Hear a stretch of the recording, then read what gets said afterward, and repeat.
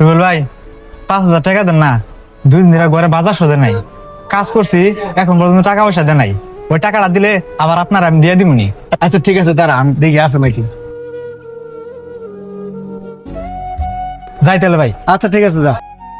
রুবেল ভাই, আমার বউ খুব অসুস্থ, তাড়াতাড়ি হাসপাতালে নেওয়া লাগবো।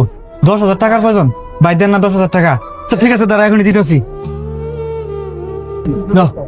আর শোন, তোর বোর কেমনি কি হয় আমার একটু খবরটা জানাই। আচ্ছা ভাই, তাহলে যাই। রুবেল ভাই, বাজারে এসে অনেক বাজার করছি, তো শেষ একটা চাউলের বস্তা নিছি, 2,000 টাকার প্রয়োজন করছি ভাই, দেন না 2,000 টাকা। আবু তাহের, মুখান থেকে গেছি তো, বেচা কেনা হয় নাই, কেসে আছে 500 টাকা, তোর পরে দি মনে। হ, এত বড় একটা দোকান আর তোমার কাছে 2,000 টাকা নাই না? আর দিবা না এটা বললেই তো হয়, এত বাহানার কি আছে?